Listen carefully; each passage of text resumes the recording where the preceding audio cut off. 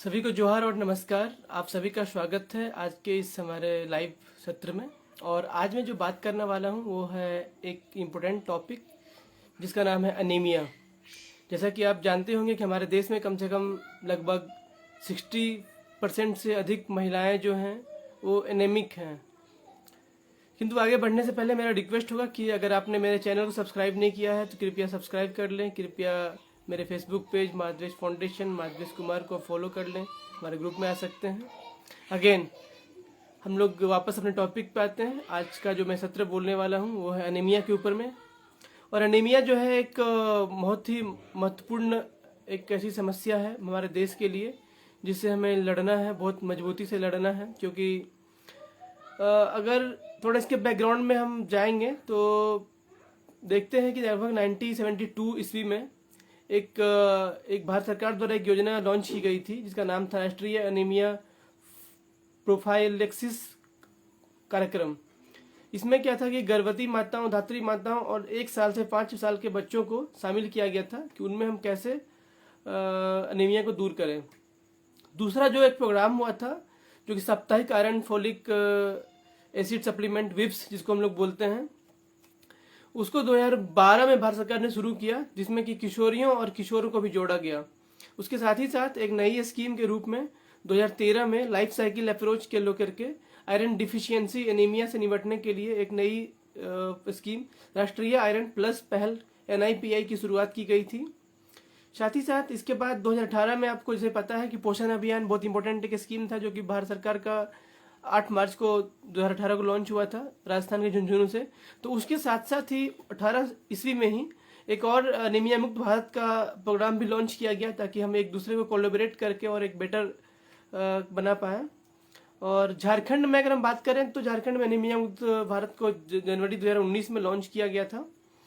और मैं थोड़ा बता दूं अनीमिया क्या है। तो अनीमिया सिंपल भाषा में समझ सकते हैं कि हमारे शरीर में खून की कमी, एक सीधे भाषा में।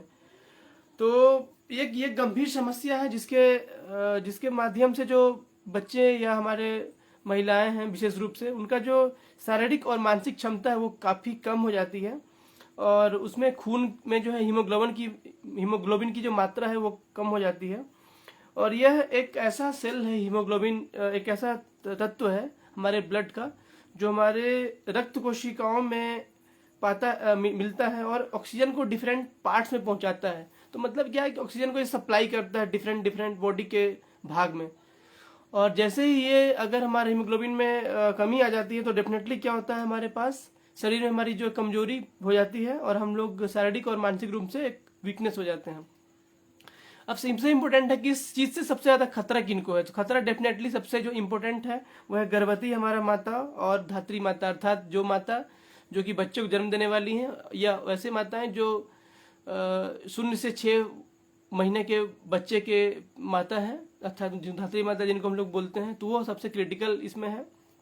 साथ ही साथ जो हमारा बच्चा है विशेष रूप से 6 माह से लेकर के 59 माह का बच्चा का जो श्रेणी है वो भी डेफिनेटली बहुत क्रिटिकल है।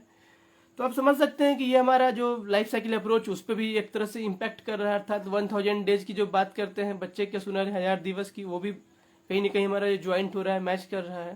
तो इन लोगों के लिए ये बहुत काफ़ी क्रिटिकल है ना। अब हम कैसे मतलब कैसे इसको हम पहचानेंगे अनीमिया को। तो उसके लिए जो एक सिंपल सा बोला गया है कि जैसे कि हमारा जो ये नाखून है, हमारा जो जीभ है, हमारा जो हथेली, जो हमारा ये हाथ का हथेली है और जो आँख की जो लालिमा है, इन सब में अगर लालिमा की कमी अगर पाई जाती है, अगर लग रहा है कि यहाँ पे रेडिश नहीं हो के थोड़ा अलग कुछ कलर दिख रहा है, तो हम समझ सकते हैं कि कहीं ना कहीं हमारे शरीर में खून की कमी है, हीमोग्लोबिन की कमी है।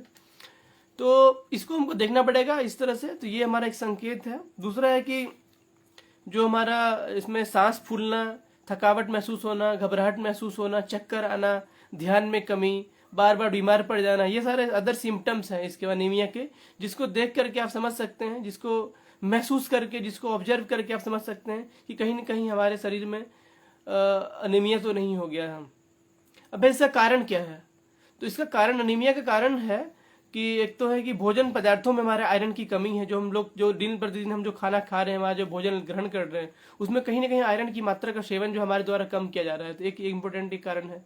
दूसरा हमारा है पेट में हमारा कीड़ा होना। अगर हमारे पेट में अगर कीड़ा हो गया तो डेफिनेटली क्या करेगा, ये हमको ऐसे भी शारीरिक रूप से कमजोर करेगा। तो ये एक दूसरा कारण है एनीमिया का। तीसरा कारण है फॉलिक एसिड की कमी होना हमारे शरीर में। अगर हमारे शरीर में फॉलिक एसिड की कमी है तो निश्चित तौर पे हमको एनीमिया का एक बीमारी हमें, मतलब एक तरह से डिसीज हमें ग्रहण कर सकता है। चौथा है विटामिन सी की कमी होना, अर्थात विटामिन सी आपको पता है कि सिट्रस फ्रूट से मिलते हैं, ऐसे खाद्य पदार्थ जैसे कि नींबू, संतरा, इस तरह के, जिनसे हमको विटामिन सी की प्राप्ति होती है। अगर वो भी हमारे शरीर में कमी है तो डेफिनेटली हमें एनीमिया हो सकता है। चौथा है विटामिन B12 की कमी होना, अर्थात विटामिन B12 बी कॉम्प्लेक्स जिसको हम बोलते हैं, इसका हमारे पास अगर कमी होगा तो डेफिनेटली हमारा एनीमिया हो सकता है। साथ ही साथ कई बीमारी जैसे कि मलेरिया हो गया, सिकल सेल एनीमिया हो गया, सिकल सेल रोल हो गया, फिर थैलीसीमिया, HIV, एड्स, गुर्दों की किडनी की बीमारी एक्सेट्रा अगर हमारे शरीर में है तो इसके कारण से भी हमारे एनीमिया हो सकता है। तो आप समझ गए एक सिंपल सा भाषा में कि एनीमिया किस किस कारण से हो सकता है, एनीमिया क्या है, अभी तक वो भी आपने समझ पाए, एनीमिया का लक्षण क्या है, एनीमिया का संकेत क्या है, वो मैंने भी पहले बात किया। अब है कि इसका दीर्घकालिक इम्पैक्ट क्या होगा, लॉन्ग टर्म में इम्पैक्ट क्या पड़ेगा। तो इम्पैक्ट ये है कि अगर हमारा प्रॉपर हमारा अगर हमारे शरीर में ब्लड की पर्याप्त मात्रा नहीं होगी तो क्या होगा, हमारा जो है मानसिक वृद्धि और शारीरिक वृद्धि जो है कहीं ना कहीं हमारा रुक जाएगा, अवरुद्ध हो जाएगा। और सबसे बड़ी बात जो कि मैं बताया है कि ये जो इम्पोर्टेंट केस जो जहाँ पर है, गर्भवती माता, धात्री माता और जो बच्चे का जो श्रेणी है, तो उनका क्या होगा, मातृ और शिशु मृत्यु दर, अर्थात जो मदर है उनका जो डेथ के चांसेस हो सकते हैं। अगर खून की कमी होगी तो बच्चे को प्रसव देने के समय में हो सकता है उनका डेथ हो सकता है, या शिशु अगर जन्म ले भी लिया तो अगर पर्याप्त मात्रा उसके पास ब्लड नहीं रहेगा तो शिशु का भी लॉन्ग टर्म में जीना मुश्किल हो सकता है। तो ये आप समझ सकते हैं कि एनीमिया की कमी से हमारा दोनों जो हमारा जो इम्पोर्टेंट लोग हमारे हैं, गर्भवती माता, धात्री माता और बच्चे हैं हमारे, जो शून्य से विशेष रूप से शुरुआत के जो 6 वर्ष के बच्चे हैं, इनमें सबसे ज्यादा इम्पैक्ट पड़ने वाला है। अगर एनीमिया को अगर हम दूर नहीं कर पाते हैं तो निश्चित तौर पर ये जो श्रेणी के हमारे देश में जो लोग हैं या हमारे बच्चे हैं उनके ऊपर इम्पैक्ट पड़ेगा। तो हमें इसके लिए विशेष रूप से प्रयास करने की आवश्यकता है ताकि एनीमिया को हम दूर कर पाए। अब है कि हम लोग कैसे इसको ठीक कर सकते हैं। तो इसको ठीक करने के लिए क्या है कि गर्भवती और धात्री माता के लिए क्या है कि ऑलरेडी गवर्नमेंट ने एक सेटअप बना दिया है कि हर एक गर्भवती और धात्री माताओं को 180 डेज का जो IFA टैबलेट्स जिसको हम बोलते हैं, जो कि टैबलेट्स आंगनबाड़ी केंद्रों में भी मिलता है, या अगर आसपास के जो भी हॉस्पिटल्स हैं, चाहे वो PSC हो, प्राइमरी स्वास्थ्य केंद्र, चाहे वो CSC हो, कम्युनिटी हेल्थ सेंटर हो, उनमें उनको मिलना है, अनिवार्य है। तो उनके लिए क्या है 180 IFA टैबलेट्स का उनको दिया जाएगा। और अगर अनीमिया अगर ज्यादा अगर लग रहा है तो उनको 360 अर्थात डबल 360 टैबलेट्स भी उनके पास दिया जाएगा ताकि उनके शरीर में खून की कमी ना रहे। तीसरा क्या है कि एक एल्बेंडाजोल की टैबलेट, जो कि मैंने बताया कि पेट में कीड़े की वजह से भी एनीमिया होता है, तो इसको दूर करने के लिए क्या है कि एक जैसे गर्भवती माता है तो उनको सेकेंड क्वार्टर उनका जो ट्राइसेमेस्टर होगा, सेकेंड ट्राइसेमेस्टर था, तीसरे से चौथे महीने का जो समय उनका होगा, उसमें उनको एक एल्बेंडाजोल की गोली खिलाई जाती है ताकि अगर उनके पेट में कीड़े होंगे तो वो खत्म होंगे, और साथ ही साथ उनका जो है ब्लड का जो है कंपोजिट जो है बढ़ेगा। इसी प्रकार जो धात्री माता है उनको भी प्रसव होने के बाद 6 महीना तक के लिए स्पेशली 180 IFA टैबलेट्स, अर्थात 180 IFA का जो टैबलेट है, आयरन फोलिक एसिड जिसको हम लोग बोलते हैं, तो IFA टैबलेट जैसे सप्लाई करेंगे तो क्या होगा, डेफिनेटली उनमें खून की मात्रा बढ़ेगी और वो इस चीज से, इस रोग से दूर हो जाएंगे।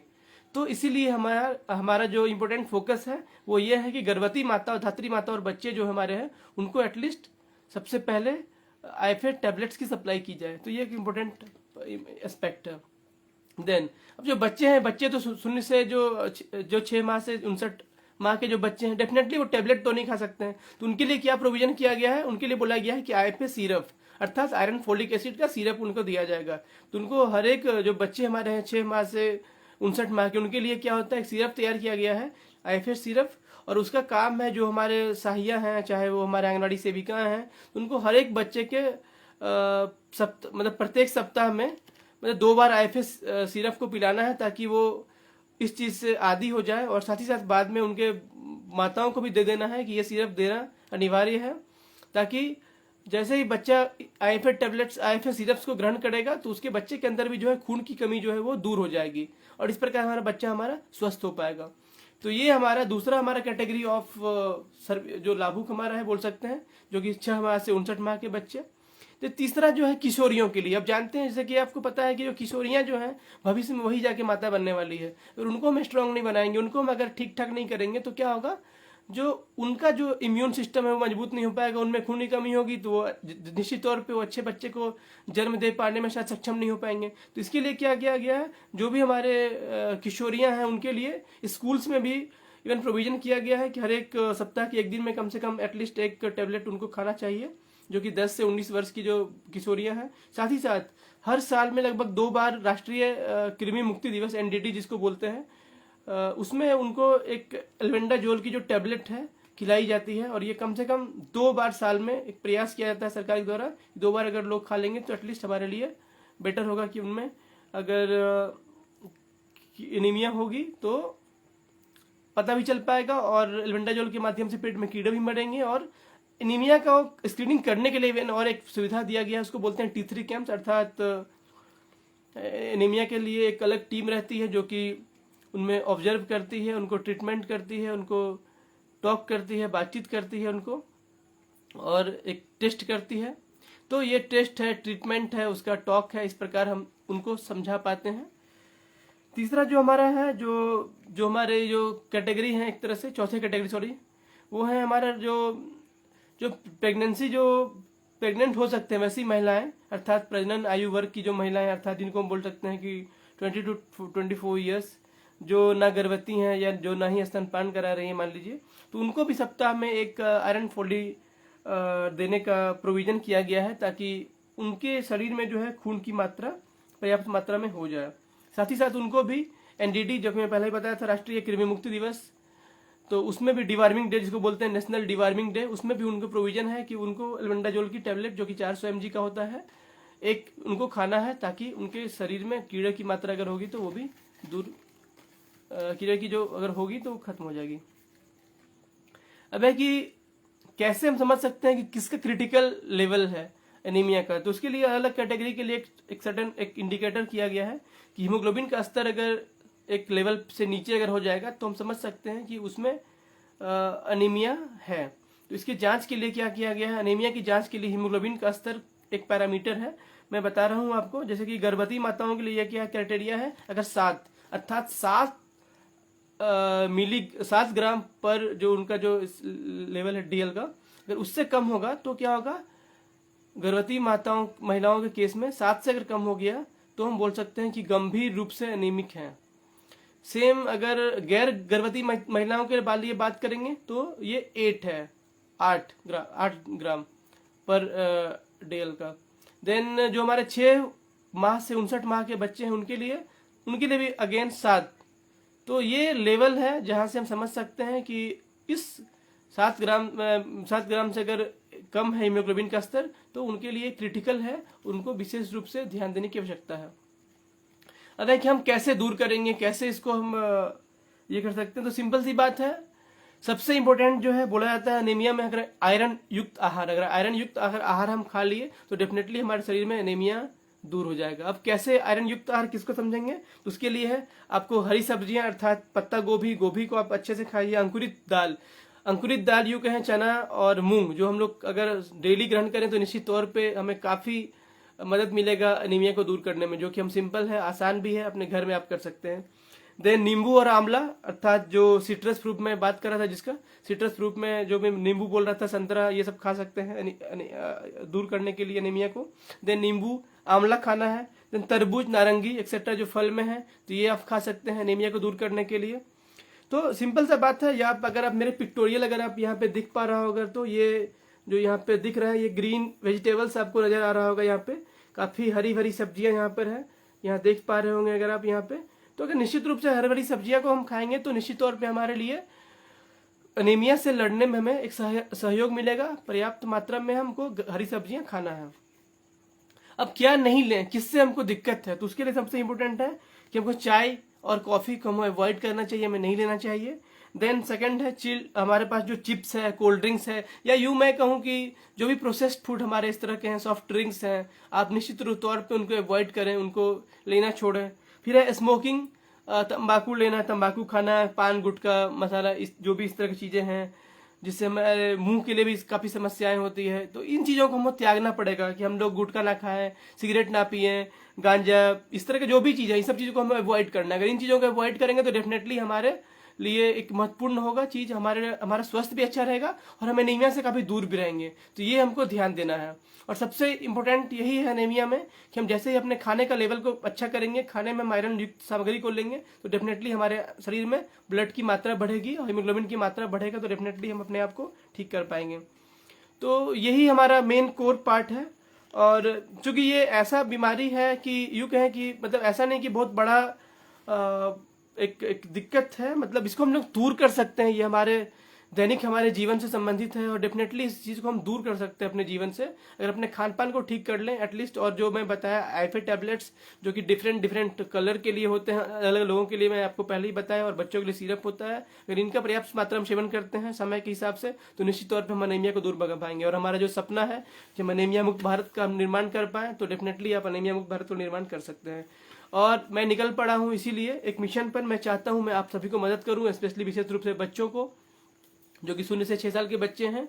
मैं चाहता हूँ कम से कम 10 लाख बच्चों को मदद करूँ, उनके बेहतर ग्रोथ के लिए, उनके बेहतर जीवन के लिए। और साथ ही साथ चूंकि मैं जानता हूँ सिर्फ बच्चे अपने आप से अकेले तो नहीं हो सकते, बच्चे के साथ निश्चित तौर पे जुड़े हुए उनके पेरेंट्स हैं, तो मैं पेरेंट्स को मदद करना चाहता हूँ। विशेष रूप से गर्भवती माताएं, धात्री माताएं, मैं लगातार फोकस कर रहा हूँ कि बच्चे का ग्रोथ कैसा हो, बच्चों को ईसीसी डेवलपमेंट कैसे हो, बच्चों में कैसे पढ़ने की क्षमता बढ़े।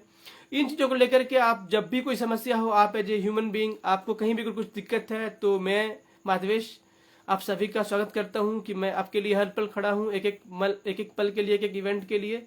मेरा कॉन्टैक्ट नंबर है 9934583208। आप मुझे इस नंबर पे व्हाट्सएप कर सकते हैं, मुझे कॉन्टैक्ट कर सकते हैं। साथ ही साथ मेरे फेसबुक पेज माधवेश फाउंडेशन से जुड़ सकते हैं, मेरे फेसबुक ग्रुप माधवेश फाउंडेशन को ज्वाइन कर सकते हैं, मेरे प्रोफाइल को आप ऑब्जर्व कर सकते हैं, मेरा माधवेश कुमार का यूट्यूब चैनल को ज्वाइन कर सकते हैं, ताकि अगर आपको इन सारी चीज़ों पर लेकर के लगातार नए नए विषयों को लेकर के मैं आता रहता हूँ आपके साथ में, आपको शेयर करते रहता हूँ। So thank you very much, आप सभी का बहुत बहुत धन्यवाद, आप सभी का बहुत बहुत जोहार, आपने इतना बहुमूल्य समय दिया। Thank you very much once again.